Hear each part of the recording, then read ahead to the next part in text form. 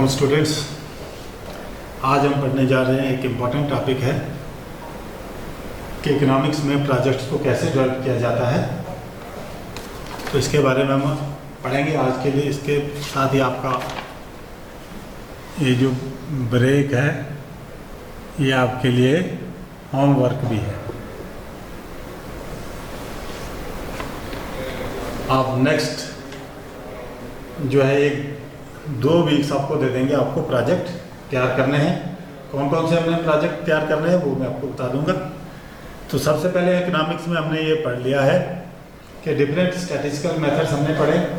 जैसे हम स्टैटिक्स को डील करते हैं किससे, न्यूमेरिकल डाटा से, तो हमने उसी के चलते बहुत सारे मेथड्स पढ़े हैं, स्टैटिस्टिकल मेथड्स पढ़े हैं। जिसमें सबसे पहले हमने पढ़ा था कलेक्शन ऑफ डाटा,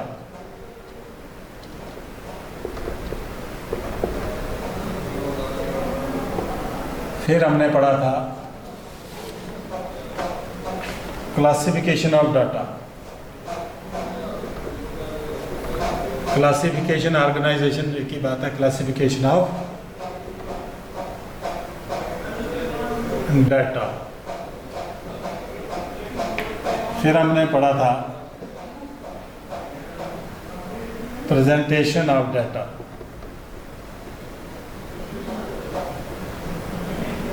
फिर हमने पढ़ा था analysis of data,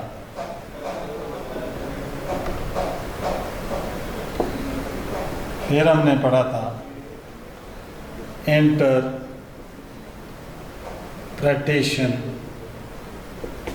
of data. यही स्टैटिस्टिकल मेथड्स को जो आप जिन बच्चों ने ये अच्छी तरह से पढ़ा है, अपनी दिमाग अपने इंटेलिजेंस को इस्तेमाल करके हमने इनको इम्प्लीमेंट करना है कि कैसे हमने प्रोजेक्ट को तैयार करना है। प्रोजेक्ट का मतलब कि एक किस्म का प्रैक्टिकल टाइप वर्क जो है, जैसे साइंस में प्रैक्टिकल किया जाता है, इकोनॉमिक्स में एक्चुअल पोजीशन को जानने के लिए प्रोजेक्ट रिपोर्ट जो है तैयार की जाती है। ये डिफरेंट टाइप्स ऑफ प्रोजेक्ट्स हैं कि जैसे सबसे पहले एक आता है, सबसे इम्पोर्टेंट प्रोजेक्ट बनता है किस पे, कंज्यूमर अवेयरनेस पे।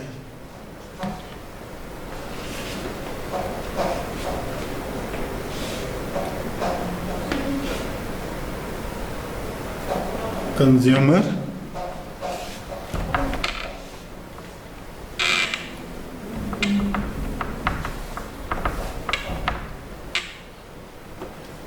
यानी इंपॉर्टेंट प्रोजेक्ट्स कौन से आ जाएंगे इसमें, इंपॉर्टेंट प्रोजेक्ट्स जैसे आ गया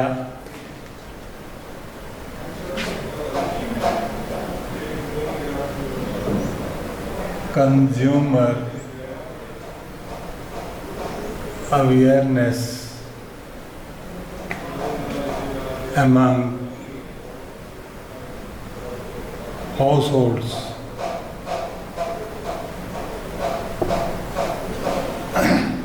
कि कंज्यूमर या हाउस होल्ड कितने अवेयर हैं जब मार्केट से सामान खरीदते हैं, उनके पास यानी वो कितने अवेयर है इस चीज़ के, कितना नॉलेज रखते हैं मार्केट का। दूसरा आ गया डेमोग्राफिक स्ट्रक्चर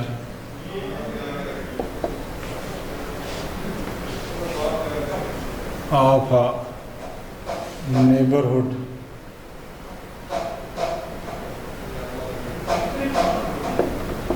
या नंबर 3 है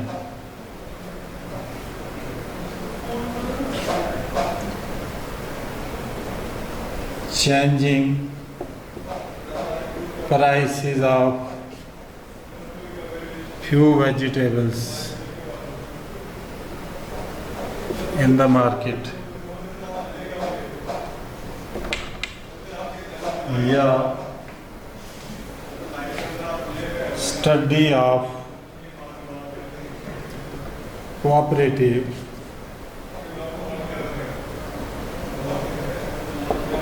institutions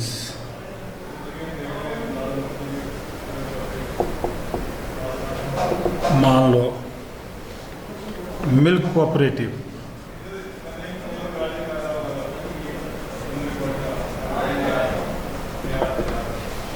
मिल्क कोऑपरेटिव, तो ये बहुत सारे फील्ड्स हैं जिसमें हमें प्रोजेक्ट्स तैयार कर सकते हैं। सबसे पहला आ गया कंज्यूमर अवेयरनेस। कंज्यूमर कितना अवेयर है कि बाज़ार से सामान खरीदता है, उसको प्राइस का पता है या नहीं, उसको मैक्सिमम रिटेल प्राइस का पता है कि नहीं, उसको कंज्यूमर कोड का पता है कि नहीं, ये सारा कैसे क्या करना है आगे हम इसमें पढ़ेंगे। तो प्रोजेक्ट रिपोर्ट आपने तैयार करनी है। इसी तरह से डेमोग्राफिक स्ट्रक्चर के उसके आसपास का जो है ये अपना ये आसपास का डेमोग्राफिक पॉपुलेशन का कैसा स्ट्रक्चर है, या चेंजिंग प्राइसेस ऑफ वेजिटेबल्स हम मार्केट में देखते हैं कि कभी प्राइस बढ़ जाती है सब्जियों की, कभी कम हो जाती है, वो वजह क्या है, वो उसको स्टडी, उसके ऊपर हम प्रोजेक्ट एक रिपोर्ट तैयार कर सकते हैं। या study of cooperative institution, cooperative के जो मिलकर 1 2 3 4 आदमी 10 आदमी जो है मिलके कोई काम खोलते हैं, जैसे मिल्क कोऑपरेटिव, डेयरीज वगैरह, पोल्ट्रीज वगैरह लोगों ने खोली हैं, उनके ऊपर भी हम स्टडी कर सकते हैं कि उनके ऊपर भी एक प्रोजेक्ट तैयार हो सकता है। फिर हम रिपोर्ट दे सकते हैं कि जो हमारे इलाके में अगर हम कंज्यूमर अवेयरनेस के बारे में पढ़ेंगे तो उसके ऊपर हम लिख सकते हैं कि हमारा कंज्यूमर है अवेयर है या नहीं है, कि देहात का कंज्यूमर ज़्यादा अवेयर है या सिटी का कंज्यूमर ज़्यादा अवेयर है। तो उसके लिए हम नेक्स्ट स्टेप्स पढ़ते हैं इसमें।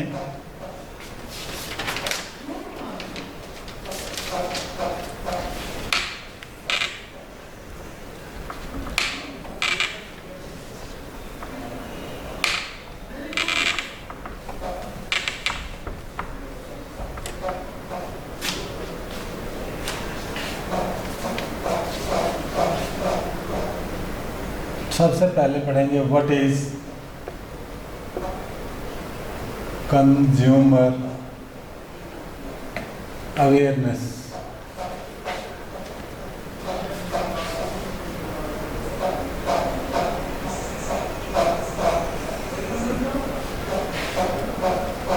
कंज्यूमर अवेयरनेस का मतलब हो गया कि अगर कंज्यूमर अवेयर है, होशियार है, उससे उसका वेलफेयर बढ़ जाता है।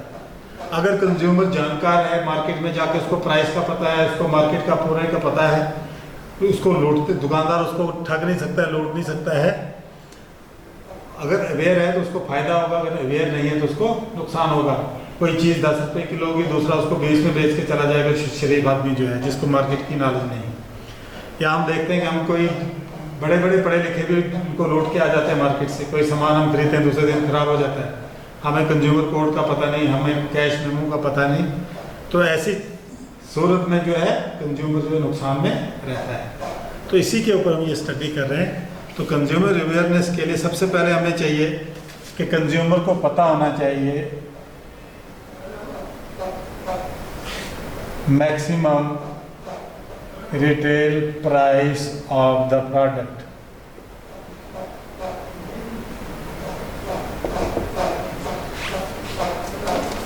सबसे पहले कंज्यूमर को ये हम पूछ सकते हैं कि मैक्सिमम एमआरपी क्या होता है, maximum retail price of the product क्या है। उस प्रोडक्ट के ऊपर उसको पढ़ना आना चाहिए, देखना चाहिए, उसको पता होना चाहिए। फिर आ गया दूसरा, आ गया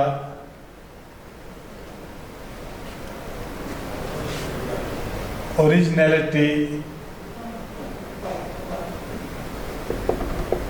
of product. Originality of product का मतलब हो गया कि जो अप्रूव्ड फर्म्स हैं, कंपनीज हैं, उन्हीं का माल है या नहीं, ISI मार्क है या नहीं है, एग मार्क है या नहीं है।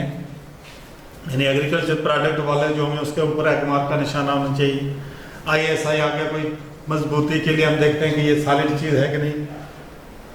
तो उसके बाद उसको पता होना चाहिए। Number 3,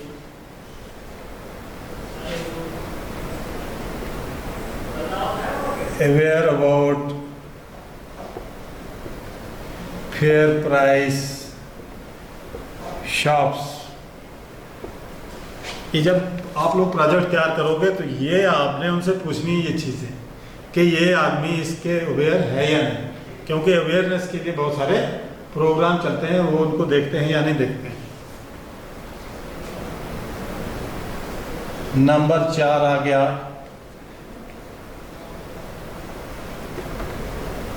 awareness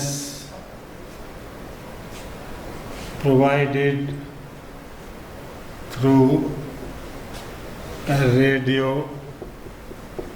TV, print media. कि ये अवेयरनेस प्रोग्राम जो टीवी पे आते हैं, प्रिंट मीडिया में आते हैं, या कोई प्राइवेट ऑर्गेनाइजेशन भी लोग ऐसा काम करते हैं कि लोगों को जगाते रहते हैं, उजागर करते हैं कि भाई जब आप मार्केट में जाओ तो आपको MRP का भी नॉलेज होना चाहिए, आपको ओरिजिनल प्रोडक्ट का भी पता होना चाहिए कि कौन सी अच्छे ब्रांड हैं, कौन से नकली ब्रांड हैं, आपको फेयर प्राइस के बारे में भी मालूम होना चाहिए। जब आपके पास फेयर प्राइस हो गया, आप दूसरी दुकान से ले लेंगे, वही सामान महंगा मिलेगा, फेयर प्राइस शॉप पे सस्ता मिलेगा, क्योंकि ये गवर्नमेंट के कंट्रोल में होगी। इसी तरह awareness provided through radio, radio में, टीवी में हम रोज़ाना सुनते हैं, जागो ग्राहक जागो। इसी तरह से नंबर 5 है आर द कंज्यूमर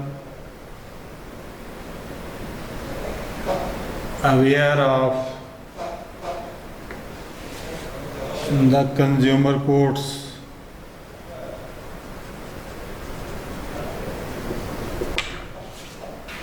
अगर कोई बिजनेसमैन, दुकानदार आपके साथ धोखाधड़ी करता है, नहीं मानता है, गलत करता है, तो हम शिकायत अपने कंज्यूमर कोर्ट में, ये कंज्यूमर की अदालत जो है उसमें हम शिकायत दर्ज करा सकते हैं, तो वहाँ से हम अपना जो इंसाफ ले सकते हैं। इसी तरह से है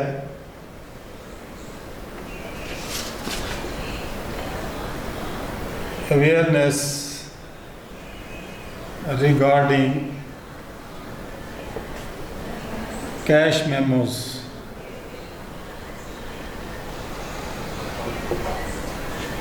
कि जो सामान हम खरीदते हैं उसके लिए हम कोई और बिल वोचर वगैरह लेते हैं या नहीं, ये सबसे ज़्यादा कंपलसरी है।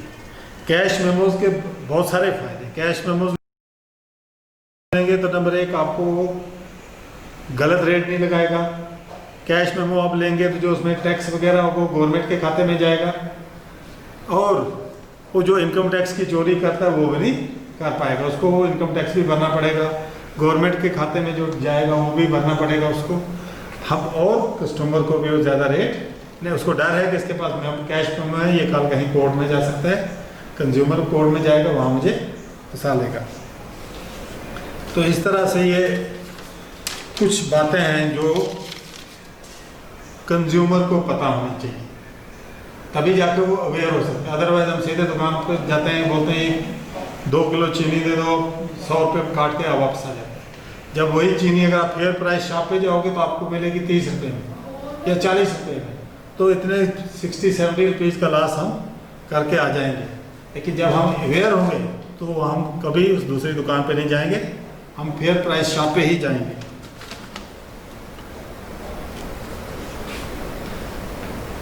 अब जब प्रोजेक्ट आप तैयार करेंगे उसके लिए कुछ एसेंशियल स्टेप्स हैं, तो हमें उन स्टेप्स का ध्यान रखना है, उसी के हिसाब से हम अपना प्रोजेक्ट जो है प्रोजेक्ट तैयार करेंगे। तो ये स्टेप्स हैं। सबसे पहला स्टेप है डिजाइनिंग अ क्वेश्चनियर।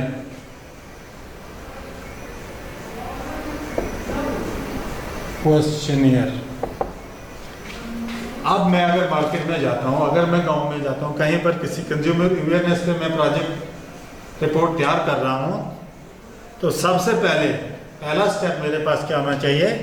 एक designing a questionnaire. Questionnaire means list of questions, list of questions to be asked from the consumer, कि हमने कंज्यूमर से कौन कौन से सवाल पूछने हैं। हमने जब प्रोजेक्ट तैयार करना है, जब हम किसी कंज्यूमर के पास जाएंगे, उसको डराना धमकाना नहीं, बड़े आराम से उससे पूछना है। कंज्यूमर अवेयरनेस और प्रोडक्ट अवेयरनेस कुछ और चीज़ें, हम कुछ और चीज़ों के बारे में पूछना शुरू कर दें। जो एक बातें हमने डिस्कस की, MRP, consumer code, fair price shops, cash memos वगैरह, वो उनके बारे में उसको नॉलेज होना चाहिए। उसके बाद जब हम आगे प्रोजेक्ट तैयार करेंगे, पहला स्टेप हमारे पास आता है, हमने क्वेश्चनियर तैयार करना है। कि क्वेश्चनियर जो तैयार करना है, इसमें हमने सबसे पहले क्या करना है, questionnaire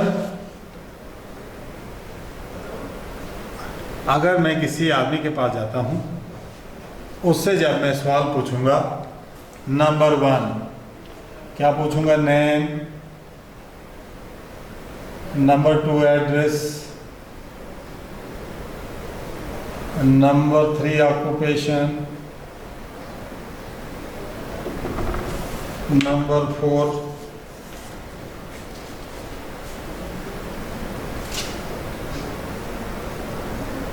do you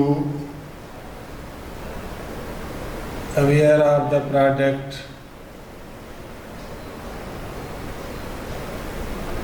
you purchase,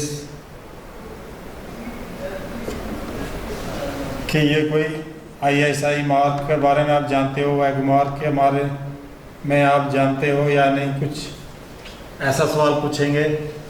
फिर नंबर 5 हम बोलेंगे do you check MRP। Number 6 पूछेंगे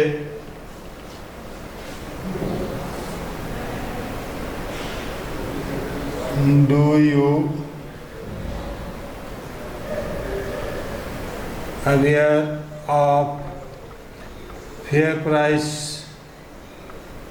शॉप, क्या आपने ये जो सामान खरीदना फेयर प्राइस शॉप पे है या नहीं है। हम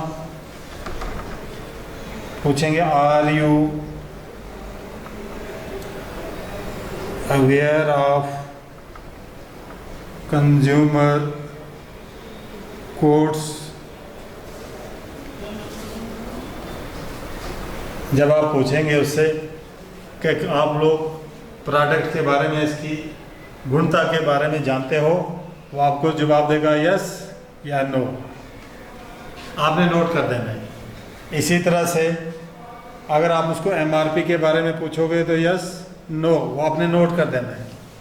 इसी तरह से आप फेयर प्राइस के बारे में पूछेंगे यस नो।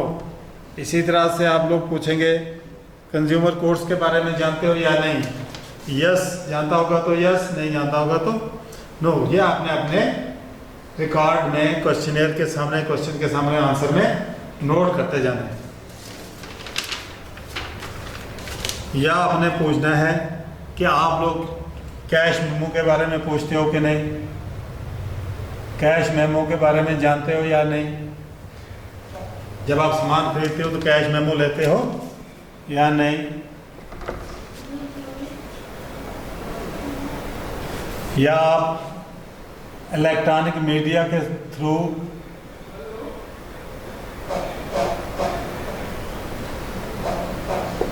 जो अवेयरनेस फैलाई जाती है उसको आप देखते हो या नहीं, उसके ऊपर कोई ध्यान देते हो, तवज्जो देते हो या नहीं। तो ये ऐसे कुछ क्वेश्चन हैं जो आपने अपने पास स्टेप फर्स्ट में प्रोजेक्ट रिपोर्ट तैयार करने में से पहले एक लिस्ट ऑफ क्वेश्चन जो आपने तैयार करके रखना है। List of question means questionnaire तैयार करके रखना है। उसके बाद नेक्स्ट स्टेप आता है, जब आपने ये सारा काम पूछ लिया, इससे पहले भी आपने क्या करना है कि जब एक आपको हम प्रोजेक्ट रिपोर्ट तैयार करने के लिए कहेंगे अवेयरनेस प्रोग्राम अमंग कंज्यूमर्स, तो आपने देख लेना है कि कितने आदमियों से मैं पूछ लूँगा कि मैं कितने आदमी तक पहुँच सकता हूँ। सिटी में हो तो 50 एक आदमी तक आप आराम से पूछ सकते हो। अगर गांव में हो तो आप लोग 20-25 आदमी तक आराम से पहुँच सकते हो। या दोनों जगह आप सिटी से भी कंपेयर करना चाहते हो और गांव में भी कंपेयर करना चाहते हो, तो दोनों जगह कम से कम आप 20-20 आदमी यानी 20 + 20 40% से आप ये जानकारी हासिल करेंगे। फिर एक रिपोर्ट तैयार करेंगे कि मैं इतने लोगों के पास गया, इतने में से जो शहरी लोग हैं उनको इस चीज़ का पता है, MRP का पता है, कैश मेमो का पता है, कंज्यूमर कोड्स का पता है, इलेक्ट्रॉनिक मीडिया का पता है। इसी के मुकाबले में गांव में जो है उसकी परसेंटेज कम होगी, क्योंकि गांव का आदमी जो इतना जानकार नहीं। लेकिन आज के दौर में ना कोई गांव वाला है ना शहर वाला, क्योंकि इलेक्ट्रॉनिक मीडिया जो है घर घर तक पहुंच गया है।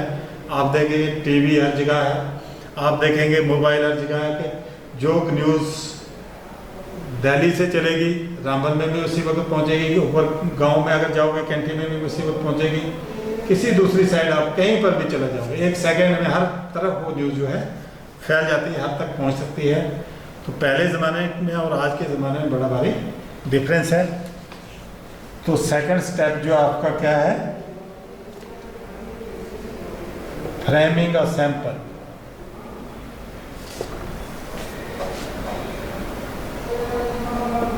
आपने एक एक पेज अगर ले लिया है, सब आदमियों से एक पेज, एक आदमी एक कंज्यूमर के लिए अलग अलग अलग, उसके बाद आपने सैंपल को, जैसे हमने डाटा आपने कलेक्ट कर दिया, उसको क्लासीफाई करना है, सेकंड स्टेज जो है।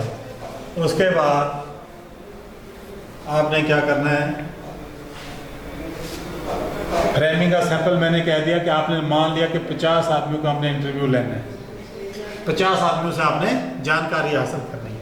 फिर उसके बाद आ जाएगा आपका कलेक्शन ऑफ डाटा।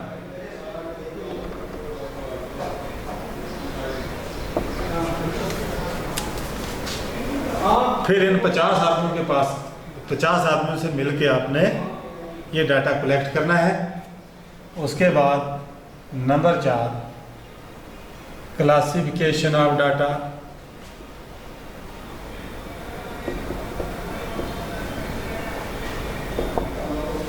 इसको अरेंज करेंगे, ग्रुपिंग करेंगे। क्लासिफिकेशन के बाद presentation of data,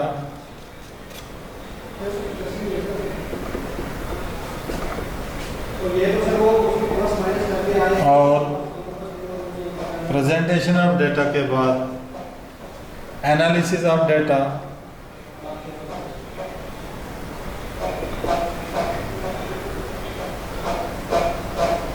analysis of data के बाद इंटरप्रेटेशन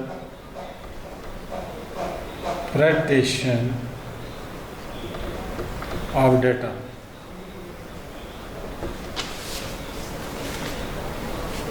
सबसे पहले आपने एक सैंपल तैयार कर देना है कि मैंने 50 आदमियों से, 100 आदमियों से या 200 आदमियों से सैंपल इकट्ठा करना है, जैसे जैसे आपकी अवेलेबिलिटी है। ये मैं आपको होमवर्क भी दे रहा हूँ कि पहला प्रोजेक्ट जो आपने on consumer awareness of the house hold, जितने भी कंज्यूमर्स हैं उनके ऊपर आपने कंज्यूमर अवेयरनेस प्रोजेक्ट तैयार करना है। प्रोजेक्ट तैयार करने के लिए आपको पता है कि कैसे क्या आपकी बुक में दिया हुआ है, स्टेप वाइज दिया हुआ है। अगर यहाँ समझ नहीं आएगी, कुछ बातें रह जाएंगी अगर, तो मैंने आपको कहा आप मुझे कॉल भी कर सकते हो मेरे नंबर पे। अगर किसी को समझ नहीं आएगी तो आप मुझे इस नंबर पे कॉल भी कर सकते हो। ये प्रोजेक्ट रिपोर्ट आपने तैयार करके रखनी, हो सकता है जब स्कूल खुले तो हम आपके पास ऑलरेडी तैयार हो, प्रोजेक्ट तैयार हो। जब आपने सैंपल तैयार कर दिया कि अपने 50 आदमियों के पास जाना है, फिर सबसे पहले आपने कलेक्शन ऑफ डाटा के लिए आपके पास एक लिस्ट ऑफ क्वेश्चनियर बना हुआ है। आप जब पहले आदमी के पास जाएंगे, उसको पूछना नाम क्या है तेरा, रहता किधर है, काम क्या करता है। फिर उसको पूछना है तुझे कोई ये एग मार्क, ISI मार्क के बारे में कोई नॉलेज है, ये किस लिए होता है। या उसको पूछना है कि आपको ये कैश मेमो के बारे में कुछ पता है, कंज्यूमर कोर्ट के बारे में कुछ पता है, फेयर प्राइस के बारे में कुछ पता है। वो सारे यस नो में आपने कलेक्ट करना है। तो सारा डाटा जब कलेक्ट कर देंगे, फिर आपने उसको क्लासिफिकेशन करेंगे। आप देखेंगे रूरल, अर्बन। रूरल में भी आप देखेंगे एजुकेटेड, अनएजुकेटेड। अर्बन में देखेंगे एजुकेटेड, अनएजुकेटेड। इसी तरह से उसमें और आप आगे क्लासीफाई कर सकते हैं। फिर मेल फीमेल से भी अलग अलग से आप डाटा कलेक्ट कर सकते हैं। उसके बाद presentation of data. Presentation of data आप उसको एक टेबलर प्रेजेंटेशन कर सकते हो, डायग्रामेटिक प्रेजेंटेशन भी दे सकते हो। फिर एनालिसिस ऑफ डाटा, उसमें आपने उसकी स्टडी करनी कि क्या चीज़ आपने नोट की।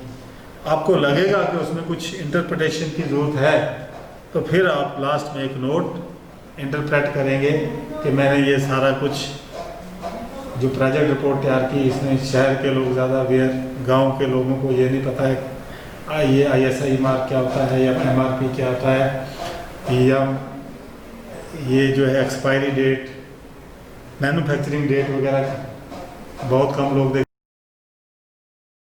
हैं। ये इतने परसेंटेज में निकालोगे तो इतने % लोगों को नॉलेज है। तो इस तरह से आप ये प्रोजेक्ट तैयार करेंगे और अपने पास रखेंगे। जब स्कूल खुलेंगे तो हम ये आप हमें सौंप देंगे ये सारा प्रोजेक्ट रिपोर्ट जो है। पहले ये प्रोजेक्ट रिपोर्ट तैयार करेंगे, नेक्स्ट वीक जो है हम एक और प्रोजेक्ट आपको फिर दे देंगे जिसको आपने कंप्लीट करना है। तब तक के लिए थैंक यू।